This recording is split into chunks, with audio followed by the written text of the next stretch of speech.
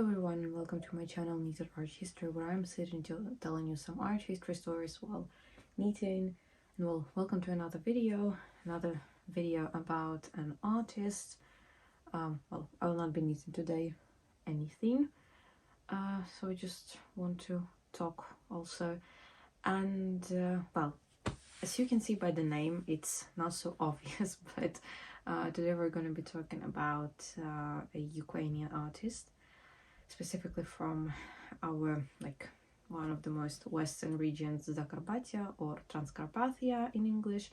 So he's a very important artist for our art, not just our art but overall that territory.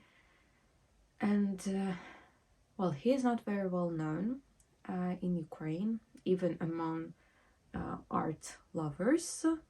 Well, okay, I'm lying here a bit. He is kind of mostly known among art lovers, but not all of the even art historians in training, in academies while we are studying. Not a lot of us, the younger generation, know him prior to learning Ukrainian history of art and last semesters of the bachelor degree. So yeah, but for biggest part of the public who are not really into art, they just know a bit but not too much, he is an unknown character, as we can say. So he is also kind of studied, kind of not. We still have a bit of questions about some periods of his life and everything. However, we have pretty a lot of his works that are still they're safe and everything. And yeah, and so I remember I found out about him on our first year in university, and I found out about him just because our teacher said to us, tomorrow we're going to his exhibition. That's all. No one can say no.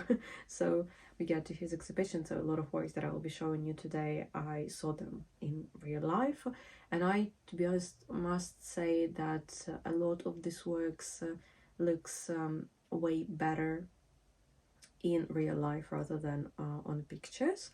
But he's also an interesting, very important representative of, we can say, even kind of expressionism and a bit of impressionism, but mostly after that Cézanism also, we can say it like that. So yes, if this is what you like, I think that you will like Erdeli also. So without further ado, I don't think I will search. Maybe I will find something in English for you to read a bit more, but I'm not sure because there's not a lot of info online, unfortunately. So yeah, this is everything that I wanted to say, and so let's start with our video today. So he was born on May 25 of 1891 in a family of teachers, and he was born in the village in Zakarpattia, or Transcarpathia, as I said. So why I say one of the villages, because there is two, I believe, villages that, well, his researchers, they cannot come to one conclusion, which one of these villages is exactly he was born. But I believe, well, I don't remember, one of them, it starts on K or something. I believe that this one is his birthplace, because I believe someone found the birth record, in the church of Erdeli, in this village. So yeah, and so Erdeli overall, he was half Ukrainian, half German, because his dad was Ukrainian, and his dad name. So Erdeli is not his original surname. His dad's name was Mikhailo Hryts, so the Hryts, it's the last name. Now it's last name of the family. And his mom, she was from Swabia, and her name was Ilona Tsayski. So I suppose it's also not really, doesn't really sound like 100% German for me, but well, I don't know. But it sounds a bit Jewish for me, to be honest. Maybe she had some kind of roots there. But oh well. And as far as I remember, also it was a very big family. Actually, there were quite a bit of kids there. A part of ADALBERT Erdeli, you can see that he was also, like, his close ones called him Bela, which was said that it is like the short version of Adalbert, which to be honest, I cannot hear it, but well, and I think he was actually baptized also under the name Bela, but I can be wrong, don't quote me on that, as we can say. Yeah, and also you can find that during the Czechoslovak period, I will mention about that, he was called Wojtek. So yeah, but well, his name, we know him now as Adalbert Erdeli. And they changed, so the family changed their name to Erdeli because, well, like this part of Ukraine was under Hungary, and well, Hungarians are now like trying very hard and they're doing everything possible. Well, I mean, not Hungarians, but Orban specifically, he's trying so very hard with all of these narratives that this is our land, this is our land. Oh, okay, and well, and because back then, you know, the Hungarian politics was like that, so they were forced to change their last name to Erdeli to sound more like that way, so the kids could, you know, study in local institution. And it is said that the family, that dad did that in 1901, so Erdeli at this point was like, what, 10 years old. So Erdeli started his studying in Mukachevo Gymnasium, so this is one of the cities in Zakarpattia. And in 1911-1915, then he was studying in Budapest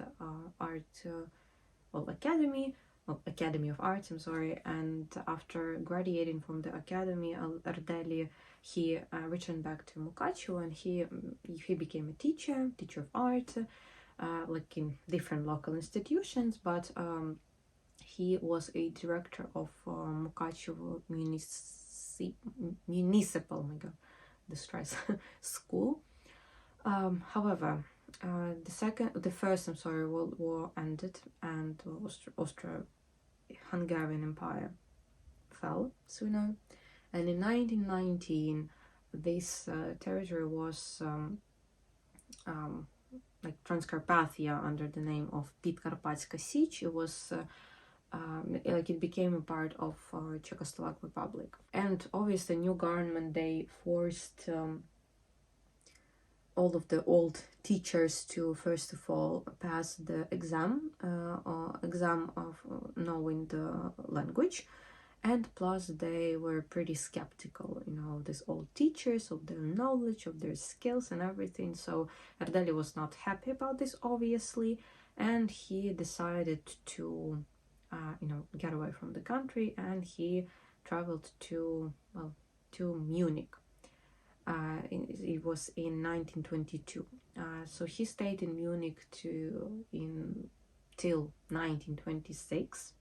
Well, during this period of time, obviously, he was traveling a lot, so it was not just Munich. He traveled, I believe, just like somewhere to Switzerland, you know, France and stuff like that, and around Germany also. Here he was doing the portraits of famous people, famous Germans, and well, this allowed artists to enter to, you know, the highest circles of Bavaria. And he met there, so he became good friends with such a guy, Mr. Jurinek. So he was a editor-in-chief of one of the German newspapers. I will not even try to pronounce the name of this newspaper. And yeah, so they became good friends, and this Mr. Jurinek, he engaged Erdeli into you know, to work as a freelancer to perform caricatures on political figures during, you know, some of the trials or something like that. So this is what Erdeli was also doing in Germany during his stay there. And in 1923, even this Mr. Jurinek, he helped Erdeli to organize an exhibition of his works in one of the largest exhibition centers in Europe, which is called like the Glass Palace. So this event obviously brought Erdeli wide recognition and also made him a pretty famous portrait artist at this point. However, you know, like we're talking about portraits, but there's like now surviving a lot of these portraits, so maybe they're just in private collections and we don't have access to, I don't know, because when I was, you know, like watching, like scrolling through his work, there's mostly some landscapes, and some still lifes, and just a little tiny bit of portraits. But well, at this period of time, so in like early 20s, he was a famous portraitist. In the same time, he was like he wrote a few of the, well, we believe that it is 2 autobiographical novels. So he was not writing under his name, obviously. He took the pseudonym Jax, something like that. And so he wrote those 2 novels, Diamond and Iman, in which he pictured some of his love life and what was going on and stuff like that. So we will get to the theme of Erdeli's women, because that's another topic, to be honest, but a bit later. So here also he was like kind of describing all of this romance that he had and just overall his life. However, in 1926 he decides that he will come back to Transcarpathia, and this is exactly what he did. And well, during this period that he stayed in Germany, things obviously changed on this territory. So Czechoslovakia like made some progress, and you know, now thousands and even at some point even hundreds of some creative, you know, teams were active here, some choirs, some theater groups and everything. So, you know, Czechoslovakia, as I understand, they kind of like revived this cultural life and allowed this to exist just overall.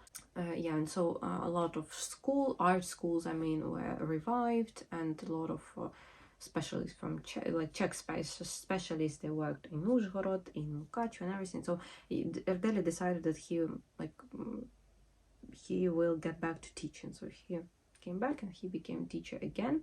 And that led to, well, important part of our Ukrainian art history, that in 1927, with his very close friend Josip Bokshai, who is also Bokshai and Erdeli, those are, you know, like 2 like a pair of people. They're coming, like, if you like, you always will see about Bokshai something when you're reading about Erdeli, and vice versa. If you're reading about Bokshai, you will always see something about Erdeli. So they were enormously close friends, and they well, they founded the public school of painting, which later actually became the foundation of like the Transcarpathian School of Painting, as we call it here. And as I said, in general, they were very close friends, and they, like, in their case, you know, I think that opposites, they're actually attract, because well, I do not believe in that in real life, to be honest. I don't believe that you can be in a good relationship with, you know, either like platonic or romantically, with someone who is you know, drastically different from you. At least, you know, some basic morals you need to have same. Everything else maybe yes, but overall, like, I don't believe in this statement that differences can be attracted to one another. But well, not in this case, I guess, because in general, Bokshai is remembered as a very, you know, first of all, a very domestic man. He was calm, he was very well, calm, I'm sorry, I cannot come up with other words. No, yeah, so he was pretty calm in life, in his art also. He, you know, he was always choosing the safe path, as we can say, and Bokshai is more on the impressionist side rather than expressionism. So yeah, and Bokshai's wife, actually, she was super jealous actually of like of Erdeli, and she was always like, so, you know, when Bokshai was visiting Erdeli or going to Erdeli's studio house, I don't know, to meet Erdeli, she was always like agitated that, oh, you know, you're going to see him again. And so she was really jealous of this. Like, you can imagine what type of, you know, close friends they were. Not in the sense that a lot of you like to, you know, they were not romantically involved or anything. I'm not trying to put it. I was just trying to say that they were very close friends. So yeah, differences also were, so this is where we will go to Erdeli's women a bit. Differences were also in relationships, because Erdeli was a womanizer. throughout his life he had a lot of different affairs. Biggest part of these affairs actually was, you know, already at the stage of them being engaged and then marrying, but Ardeli at the last moments were like, doodly-doo, bye, I don't want to do that. And he was leaving this women, and well, official, at least official, like we know it's like up to dozen something, and this is again like just official that we know. But how many more women were there during his travels, during his life in Germany, then in France also, God knows. And well, he didn't had any kids, and he, in terms of the marriage also, here is like a very interesting situation here. So Erdeli, it is like, it was believed first when he was started to be studied, that Erdeli was married just once, like, you know, he married with Magdalena Slivka 3 weeks prior to his death, when he was already in the hospital. However, then the researchers of his life found out that he was actually married prior to that in 1947 to Sylvia Janisch. And that was a very strange well, situation, because they again, first it was found that they were married just for 2 weeks, like 2 or 3 weeks. Who is this Sylvia? What happened? Like, you know, like I didn't find any information like why they got married, or what just happened, why all of a sudden. Because Magdalena Slivka, so the Erdeli and Slivka, they met when the girl was just 16. She was actually his model, and Erdeli at this point was 41, I'm sorry. So he really liked women way younger than himself. And well, and obviously 16, it's not even a legal age for marriage. So when they first met, it was not, you know, there were no talks about, no questions, you know, of any marriage whatsoever. But after the 1 year of their, you know, being acquaintances, they decided that no, whatever, we will start to live together. And so they lived together for like something around 14 years together, and then this strange marriage of 1947 happened to this Sylvia Janisch. And so it was so random. And interestingly, so I read this article of one of the historians, everything. He actually got to Uzhhorod, and Uzhhorod is pretty, you know, it's a pretty small city in like Zakarpattia. It's like almost bordering with what is this, Slovakia, I believe. Slovenia, I'm constantly, you know, I cannot remember that. They're literally almost on like on the border. And why I'm saying that, so this is a small city, there's not a lot of, you know, like apartment complexes, big apartment complexes. This is mostly like a big village rather than a typical city as we can imagine now, this urban typical, or urbanly typical, you know. And thus a lot of people there, they do remember, well, at least in early 2000s when that article was written, they remember those famous artists now, and they were neighbors, you know, they actually were like friends or something, or at least good acquaintances.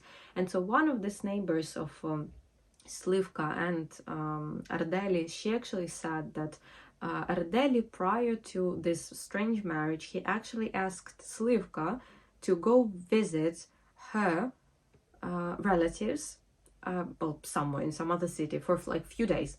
She was there for like, yeah, few, like 3 days, something like that.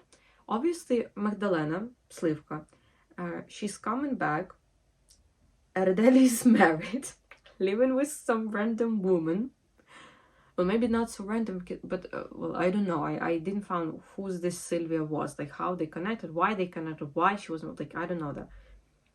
She always said she got to like their house where they were living, like on other street, and well, Slivka was amazing. She just come and she just said that, yo, he said, Bela, we're coming home.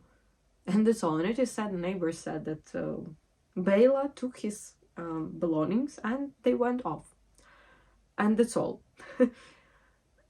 Another interesting thing about the duration of this marriage, because in the same article, there were actually few of the neighbors who were still alive who remembered Sylvia. And they said that they took care of Sylvia for the last like almost 20 years of her life. They were helping her with, because she lived very poorly, and they helped her with some food sometimes. They were, visiting her just to chit chat, have some tea. And the last year actually of her life, she was completely bedridden. So the neighbors were giving her some food, and they like literally taking care of her from time to time. And one of her neighbors said that because Sylvia died in 2008 actually, Magdalena in 2004, but Sylvia in 2008 then. And one of the neighbors said that this last year, well, obviously they were asking about her and Erdeli, because he's a very famous, artist, very important artist in Zakarpattia especially. And she actually said very interesting stuff, and I, to be honest, tend to believe her, that was not 2 or 3 weeks, as historians are saying. It was actually 3 days. They were married just for 3 days. Well, as it got into with the narration because Magdalena was absent for 3 days, so it kind of logical. So they were so they were married for just 2 days, 3 days. And what is most interesting, she said that they never actually officially divorced. So technically they were married still the rest of their lives, Erdeli's life, I mean, and they were still technically married when Erdeli and Slivka married, prior to his death, those few weeks. So that's also very interesting stuff. So yeah, so this is, the relationship of Erdeli with women, and just overall the character of his. And I mean, I am shocked a bit about that. Well, not really, but a bit. I still didn't thought that it would be so bad, but this is, I'm getting a bit ahead of myself, because prior to Magdalena, because I forgot it was Magdalena, I'm sorry, they met in 1932. And prior to 1932, there were another few women with whom he was actually engaged. So yeah, so we will get back to that. So part of teaching, obviously, he was actively doing some exhibitions, and he was doing those exhibitions not just in Zakarpattia, but he also showed, participated in exhibitions in Bratislava, in Prague, in Brno, and etc. etc. And there was this one exhibition in April 1929, yeah. It was called Topic Salon in Prague. So he presented 50 works there, and he was, people were like ecstatic about his works. And 11 of works from this exhibition were then purchased by the People's Gallery in Prague. Also, the Ministry of Education sends the artist to France for creative internship. And during this time, so we are a little bit back in time, as I said, in 1929, 1930. And in this period of time, so it is prior to Magdalena Slivka, when they met with her. He actually had a fiancée, Aglaya Sereni, I believe, by I'm sorry, the stress will be correct, because she was not French, so it's not Sereni, so I believe Sereni, it will be more correct. So, and they were like fiance, like they were due to marry, but he decided that he will leave her, and well, that was exactly what happened. He left her in 1929. He got to France. He went to the south of France, where he worked pretty fruitfully actually, in the Gargy art colony. Here he obviously made also a lot of very good acquaintances, such as, for example, Monsieur Bichat. He was the chef editor of Le Petit Parisien. Also some Mr. Denis, he was a banker from Brussels. and well, etc., etc. But just why I'm mentioning those two, because those two were helping Erdeli with exhibitions in, well, in France and in Brussels accordingly. However, as it is said, mentioned by Erdeli, that the main event in Gargi became his love with a French woman, Geneviève Gaujard. She was the daughter of a famous well, pretty rich architect, and so he was so in love with her, and you know, she was basically like love of his life, whatever is also a lot of men like to say. And he wrote another like novel or something, like not a work, which he titled it the best experiences of my life, or like найкращі переживання мого життя. He was in France for a few years, and this is when I like assume I understand that this is especially when he's you know, different. Oh my god, what I want to say. So we were talking about portrait paintings, right? So but Erdeli is not now remembered as a portraitist. He is mostly remembered, as I said, like as a landscape painter, you know, some still lifes, like whatever. And that was so, like, these genres were completely enough for him to express himself, and he was a brilliant master in these genres, and well, brilliant is for those who like those type of art. So he was, you know, he was very expressive, very energetic. He was not scared of color, of combination of this color, of combination of different strange shapes, and etc., etc. He was good at, you know, showing the like this air and light, you know, this type of environment. Some of his works looks pretty naive, as we can say also. So yeah, but overall, as for his genre, I think he's quite alright. Plus, he, as I mentioned already, he was very, very fond of Cézanne. And I think if you are familiar with Cézanne, you can actually see kind of, you know, the similarities in colors at least, and this, you know, the execution of, you know, this some of the forms and the play with this different, as I said, colors. And so he really loved Cézanne, and he was actually considering himself his follower. So in 1931, then, he got back to Uzhhorod from France, and well, again, he got back and he was again pleasantly surprised about all of the, you know, the creative atmosphere that was reigning in Uzhhorod back then, and thanks to you know, Czech intelligentsia and local one, and also Erdeli's former students were very active into you know, developing all of that. So yeah, so Erdeli was very fond of the art scene, and this so all of that inspired him, you know, to create the Society of Artists of the Fine Arts in Subcarpathian Rus. And well, ADALBERT ERDELI became the, you know, he was elected as the, we can say, chairman of this society. And after the creation of the society, the fame of Transcarpathian artists grew with, you know, every year. And in 1936, that was this year was particularly a successful year for Erdeli and this society and his company, a fundamental collection of scientific, you know, in terms of like some like humanitarian scientific works where like on Subcarpathian Rus was published. There, you know, there were a lot of different articles written by local artists particularly, and like, you know, people that were involved in these movements and everything, about the emergence of an original art school in Subcarpathian Rus, about the sources of its development, about its leaders, and etc., etc. So basically, you know, they were writing down the history in the making, basically, that was going on pretty, like, specifically right now on the scene. So they were obviously doing some exhibition. In particular, a big exhibition happened in 1936, so where it was 19 artists presented.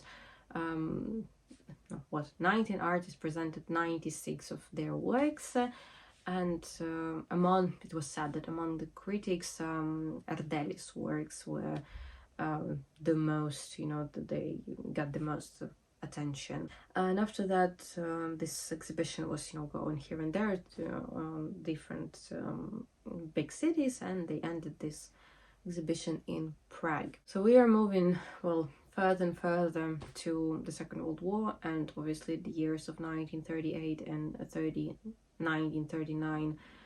They were pretty hard, pretty dark, and there were, those 2 years brought drastic changes. Transcarpathia was occupied by Hungarian troops. A curfew was introduced. Czech and Slovak specialists were forced to leave. Many Transcarpathians were repressed. In May 1939, it became a little calmer, which allowed Transcarpathian artists to hold a founding meeting, and instead of the former association, organized the Union of Artists of Subcarpathia, that was also again led by Erdeli. And exhibitions, some plenaires were held, guests from Budapest were received, and etc. etc. Only the approach of the front line of the Second World War to Transcarpathia in 1944 slowed down the creative activity of artists, and obviously their head, Adalbert Erdeli. But like moving forward, at the end of the day, as we know, Transcarpathia became part of Soviet Union, and as part of Ukraine. And Adalbert Erdeli at this point was 53, 54. Again, he was a very well-known and respected artist. So the founder of public schools, the head of different art societies, unions, and etc. At this point, he was a creator of like around 1,000 of artworks of different, he made different several exhibitions. So again, as I said, he was pretty famous, he was respected. At this point, he was already included actually in the European encyclopedias of art. His name, I believe, was done in Hungary done something like that. So yeah, so he was already, he had a name, he had the respect to his name. But Soviets does not care about that. There will be another story for all of you Westerners are out there being very fond of Soviet Union and communism.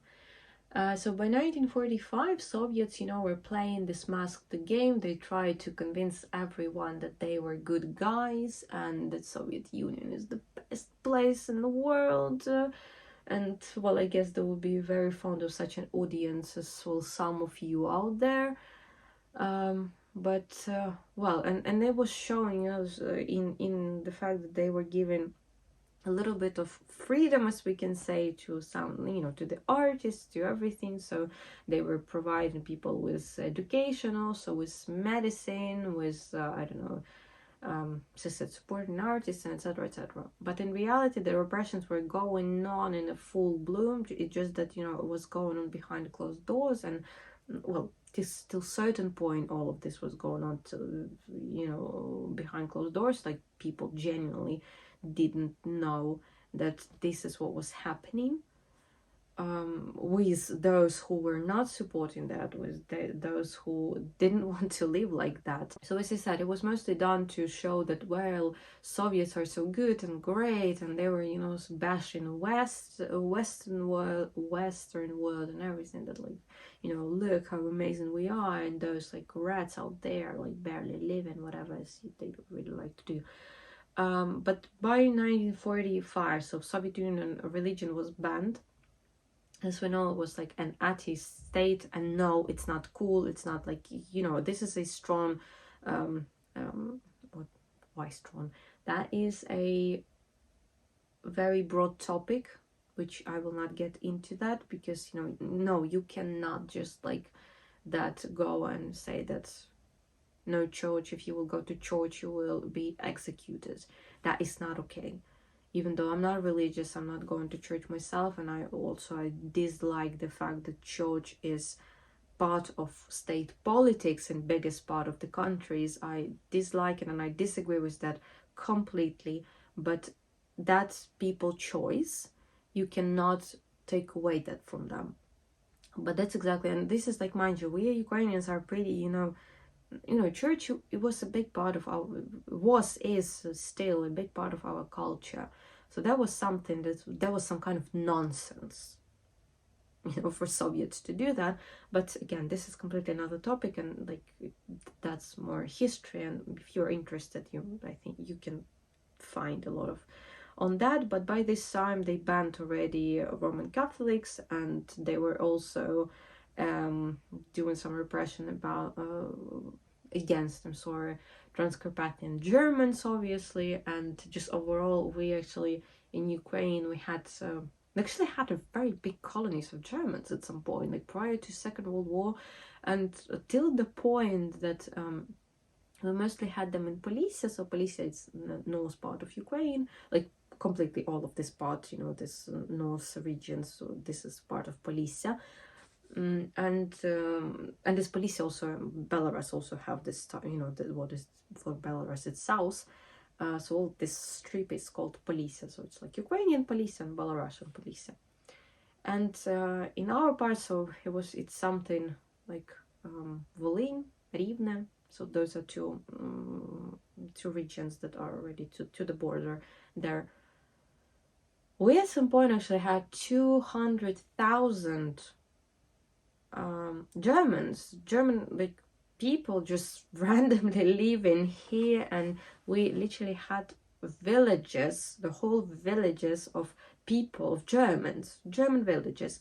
And we still have actually, there's quite a bit of their ancestors there still. The names are still pretty German, the names of the villages, the names of the families, family last names also. There's plenty of people with pretty like German last name, but they're saying that, well, yeah, we know that we're coming from them, but we consider ourselves Ukrainians, and we don't know our ancestors, where they got their destinies, so we don't have any context with them.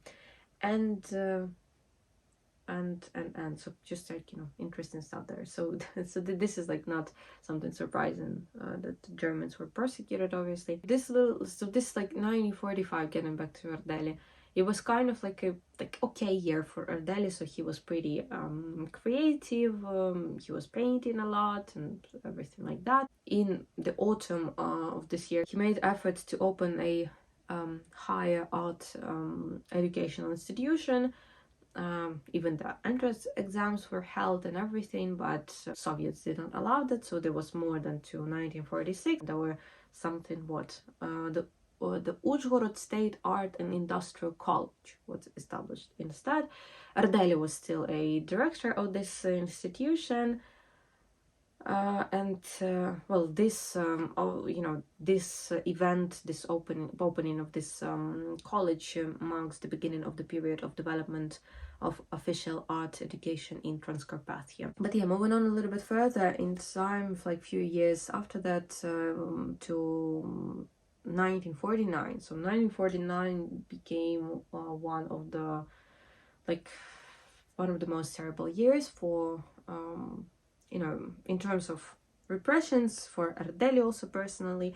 So they still, Soviet Union still were propagating everything, because now they had a lot of soldiers that were abroad and they saw how people are living.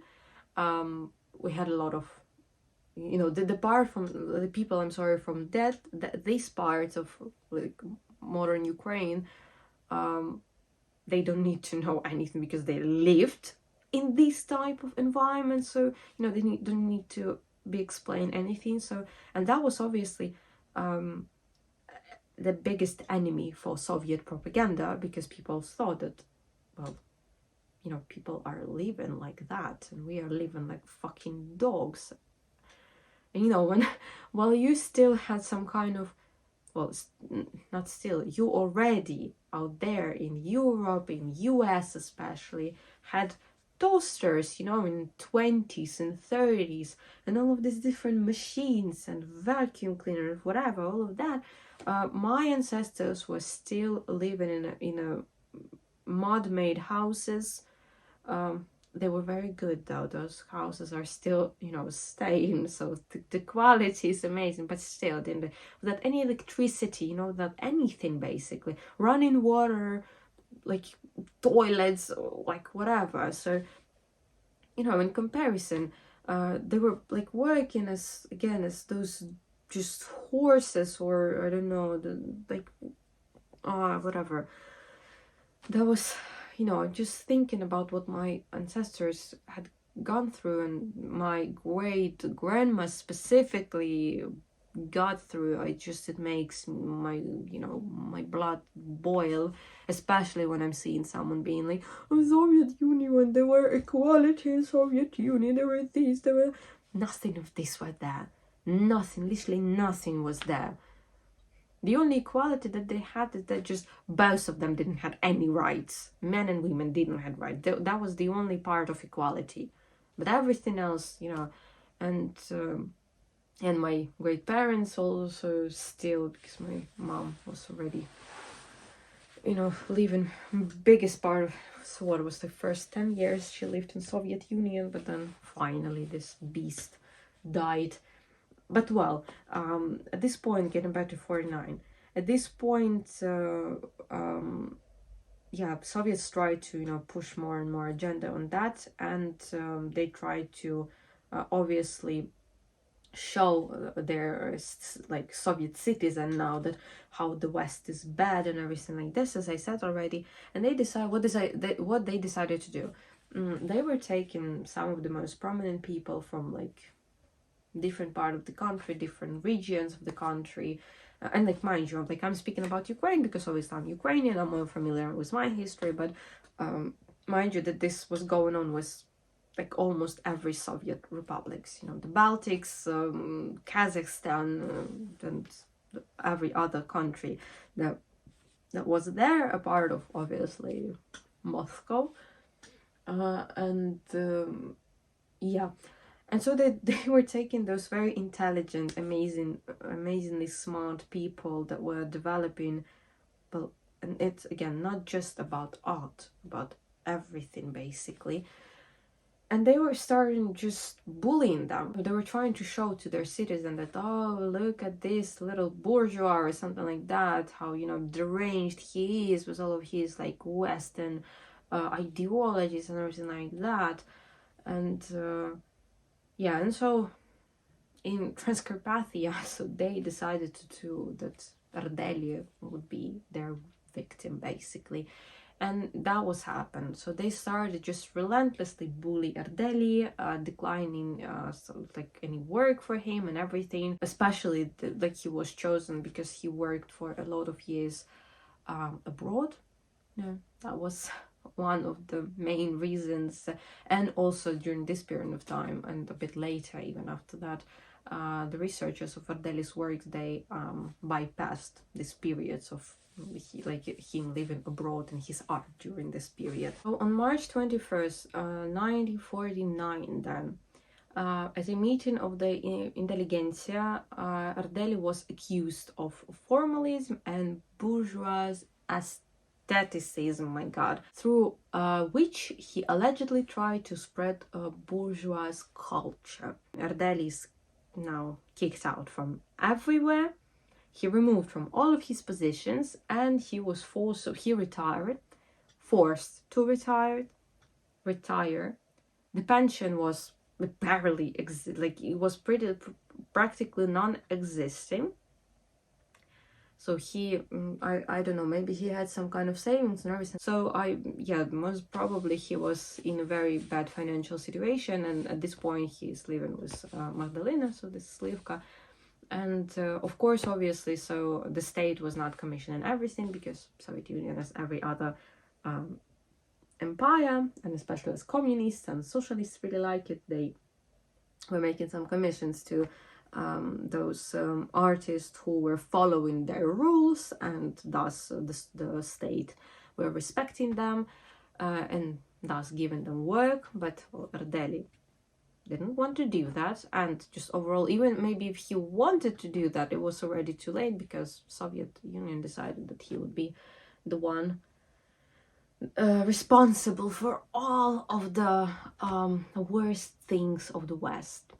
And obviously his health started to decline very rapidly, and it is said, I don't remember, did I mention that or not, that Erdeli is remembered as this very, you know, emotional, vulnerable guy. And obviously this type of things, just out of the blue, it's like it hit him as a rock. You know, and yeah, his health started to decline. It was said that, well, in modern words, he spiraled down to some depression, and this depression was going, you know, pretty hard, and all of that led then to a heart attack. He had then, in 1954, he had just one exhibition, 1954, so this is the year that this fucker Stalin died. He held a personal exhibition, and yeah, that was the last exhibition. And then at the age of 64, on September 19th, 1955, I'm sorry, so the next year, he died. And as I said, 3 weeks prior to that, he and Slivka married, which well, looks like it was illegitimate marriage, but still. And as I said, Slivka, she lived up to actually 2004, so pretty long life. And Erdeli also, if not for this, like 60, what is it, 64? 64 is, it's not an age. He most definitely had like 20 plus years ahead of him. So just Soviet Union literally was this like public execution of him. He just single-handedly killed him. And yeah, so basically what we can say, you know, that the outstanding artist who conquered Munich, Paris, Brussels, Prague with his paintings was relegated to the backyards of the then this advanced Soviet art, humiliated and completely forgotten for like certain period of time. So yeah, the Soviet machine, another artist, another intelligent person that was eaten by Soviet machine. So yeah, so this is everything that I have for today, for our like kind of evening episode today. And well, I hope it was interesting for you. I hope, well, I'm more than sure that with Erdeli you're not familiar, because well, our Eastern European artists are not so and this is so strange, because you see a lot of them actually, they were the stars as well as Erdeli, you know, of Munich, of Paris, there were 2 art centers in 20th century, so like they were very, very well known in Europe, and Erdeli's works are everywhere around the Europe. So a lot of museums have him in their collections, and they were buying his works during his lifetime. But you know, a lot of his works actually not actually, also is in private collections, but well, yeah, so like, yeah, this is everything that I have for today. I hope that you like this video, this topic. I hope that you found out something new for yourself, and will stay healthy, stay safe, and see you in the next videos. Bye bye.